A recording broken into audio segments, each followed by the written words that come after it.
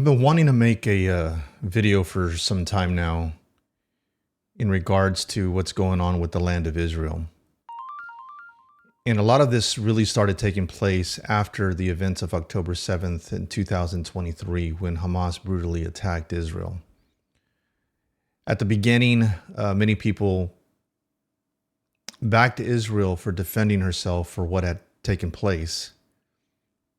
But since then, there's been a mass propaganda campaign against Israel made to make them look as if they're the ones that are at fault for a lot of the things that are going on right now. There's a lot of backlash coming against Israel.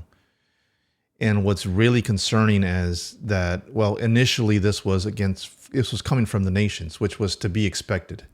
There was really no surprise there.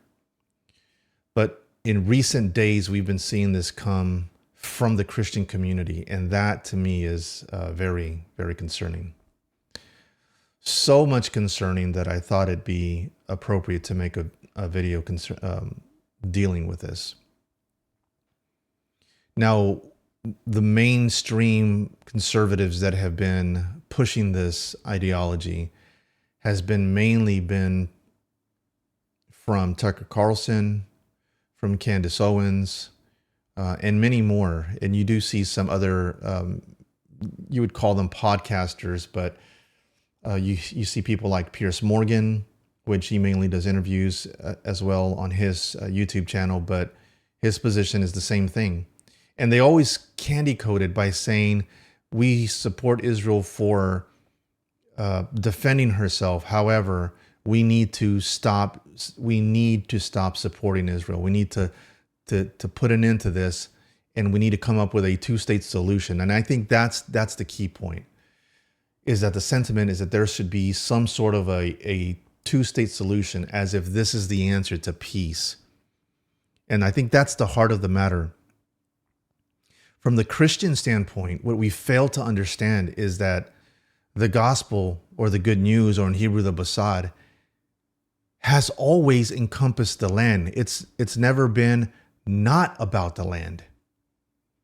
From Genesis all the way to Revelation, the gospel, or the good news, or the basad, is primarily about the land.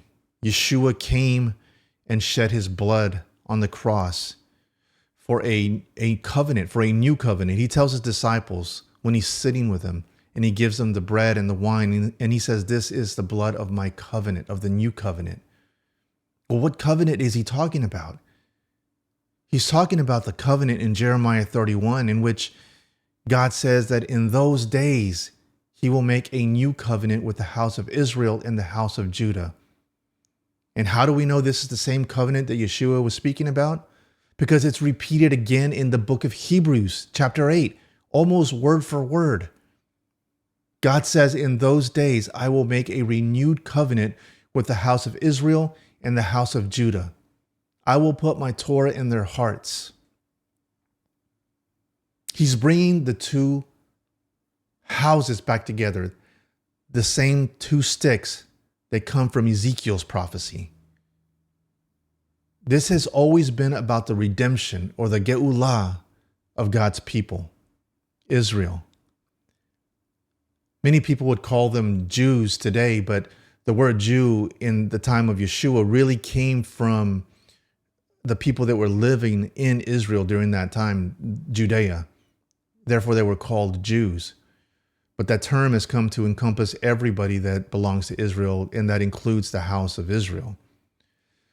So the two sticks that Israel prophesied coming together in the last days would be the house of Israel and the house of Judah. And that's what we're seeing. But Christianity, in order for Christianity to divorce herself from Israel, they have to believe first that they will replace Israel.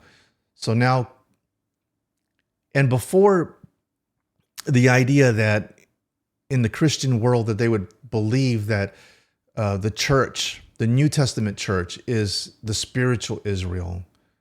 That was, debated from time to time. There was disagreement, obviously, It's biblically incorrect, obviously, but those discussions still could happen. What makes it important today is that now it involves the land that was promised to God's people, the Jews. Yes, to the Jews. Christianity has taken on a different meaning from the way it was intended at the very beginning. The earliest believers in Yeshua understood that his coming, primarily the purpose for it, was to reunite the house of Israel and the house of Judah. He was calling the lost sheep of the house of Israel to come back to the land. I mean, we read that in Matthew 10 in the New Testament. Yeshua tells his disciples this very thing. He tells them, don't go into the way of the Gentiles, but go rather to the lost sheep of the house of Israel. Why? Why was he telling them? Why did he say, do not go into the nations, do not go into the way of the Gentiles, but go rather to the lost sheep of the house of Israel? Because the whole reason, the whole point of his coming, the primary point of his coming was to redeem Israel, to bring the land back in unity between the house of Israel and the house of Judah. Now, as believers in Yeshua, as Gentiles, as it explains in Ephesians chapter 3, I believe it's verses 4, 5, and 6, we can also be partakers in the same promises and become grafted in, if you will, or part of the commonwealth of Israel. We can be part of that as well and be partakers of the land with Israel, with the Jews, with God's chosen people. But no, Christianity wants to take it a step further. They want to be the ones that replace Israel. And friends, I'm sorry, but it's time that we speak up against these things. This is not biblical. And I know that's going to upset a lot of my Christian friends. I understand that. And as I stated before, there were times when we would have discussions about this where we could discuss one way or the other of who's right and who's wrong and so on and so forth. But now it's coming to the point where if you don't believe that Israel is God's chosen people, now the stance is that they are evil. I even had one Christian leader, a street preacher, I believe he is, went as far as to, and he's a very well-respected Christian leader within his community, literally say that those who hold to the belief that the Jews are entitled to their land are evil. That was his contention, that those who hold to the belief that Israel is entitled to their own land is evil. And he said that in regards to the events going on in Gaza today. Now that's aside, it has to do with what I'm speaking about here, but there's trails that we can go off into that and why I believe that that's false. That Israel is responsible for the murder of these babies, of all these innocent civilians. We can go off, we can have a study about that. But at the end of the day, that land is promised to Israel. And I'll read from, I believe it's Joel chapter 4. So I believe it's important to get into the details. Joel chapter 4, verses 1 through 2, it says, "For then at that time, when I restore the fortunes of Yehuda in Jerusalem, I will gather all nations and bring them down to the valley of Jehoshaphat, or Adonai judges. I will enter into judgment there for my people, my heritage Israel, whom they scattered among the nations, and they divided my land." So who is God's chosen people? God obviously has a chosen people.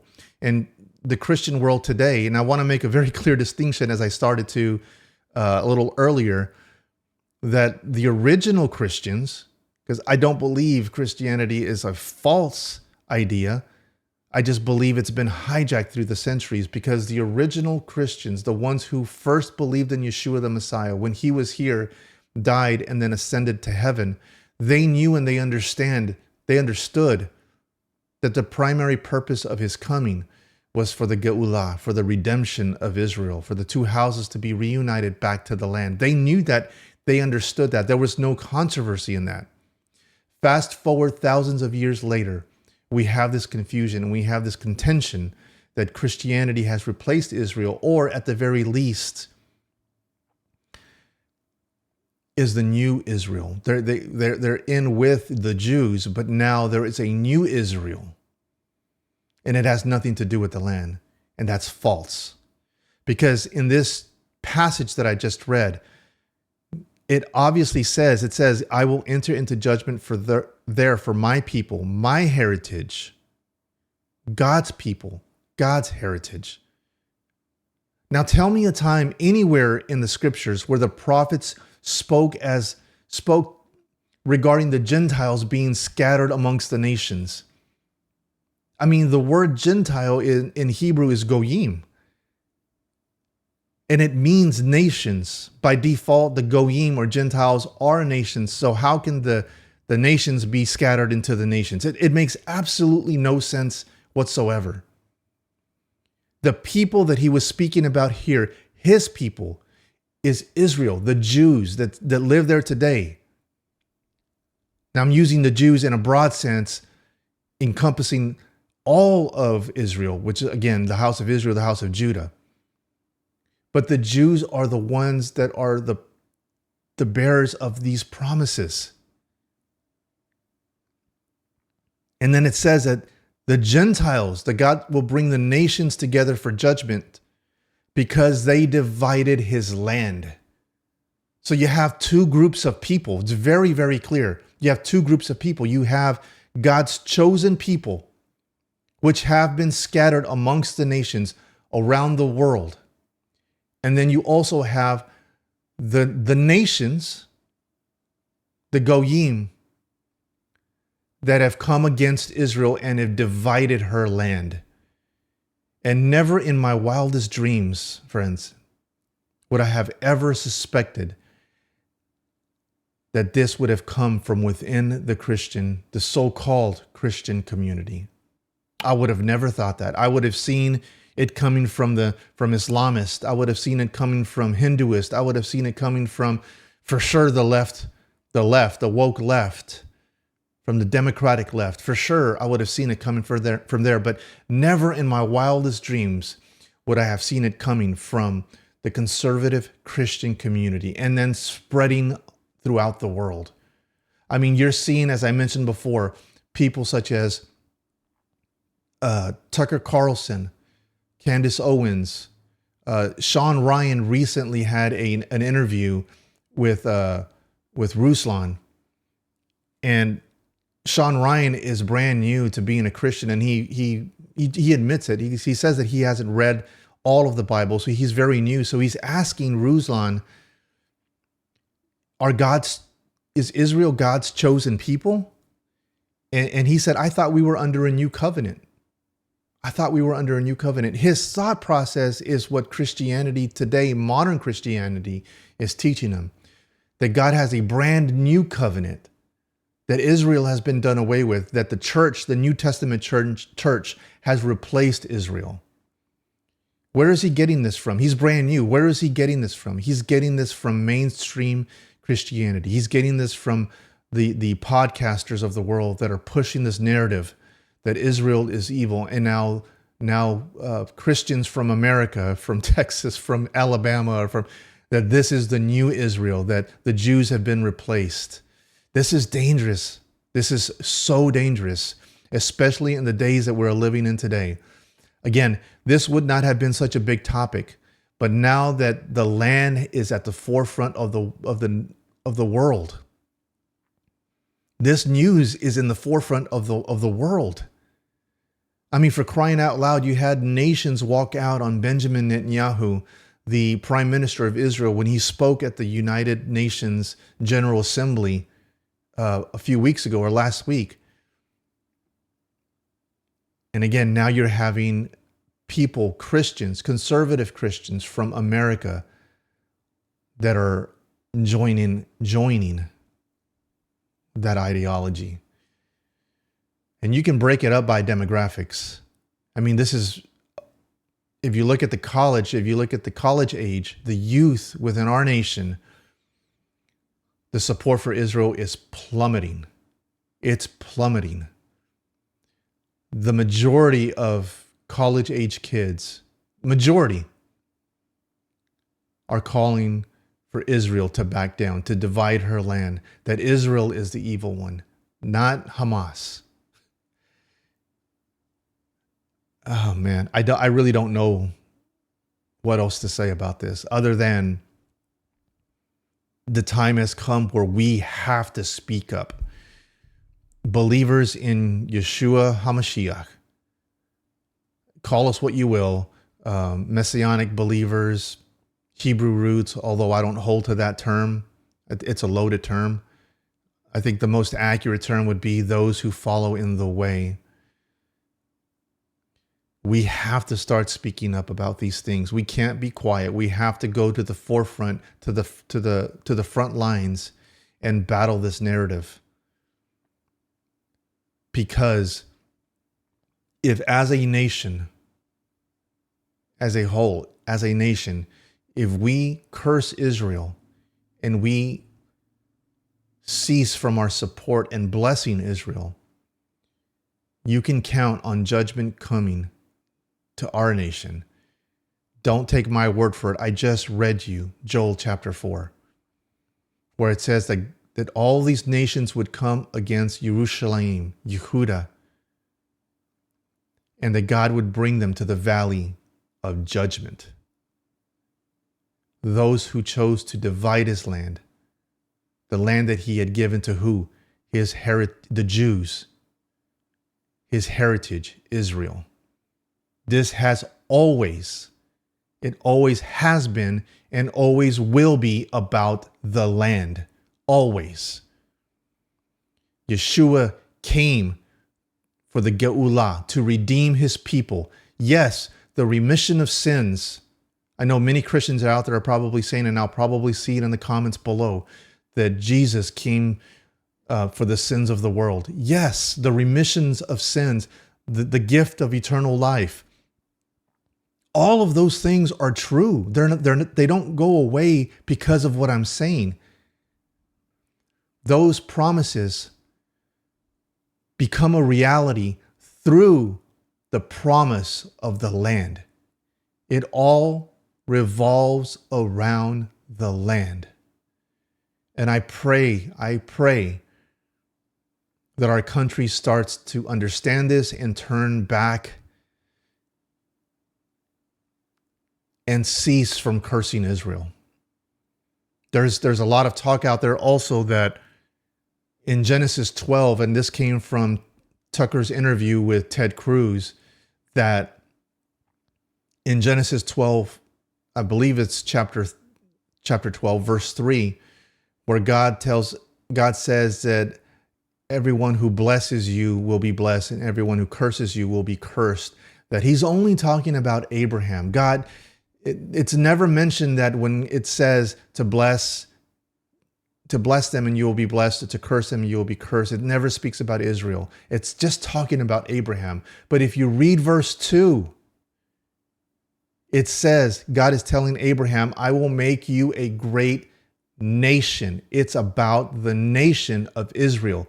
He says, I will make you a great nation, and your descendants will be as numerous as the sands of the earth. And then he says, I will bless those who bless you and curse those who curse you. But what is the context? The context is Israel, the nation. And then we read it again in the story of Balak and Balaam. I believe it's in Numbers 24, where the king Balak hired the prophet Balaam to go and to curse Israel. Paid him some money to go and to curse the children of Israel. Now, it's key to note that Balak wasn't talking about Abraham, as in some people were referring to those who bless Israel will be blessed, those who curse Israel will be cursed, as only being Abraham. Balak is speaking about the children or the nation of Israel. He's hiring Balaam to go and to curse them. And Balaam tells him that I can only say what Adonai has told me to say.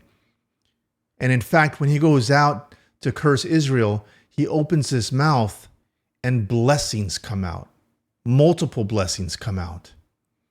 And it refers to them as the tent of Jacob, Israel, not Abraham. He doesn't mention Abraham's name at all in this scripture. He mentions Israel and refers to them as the tent of Jacob.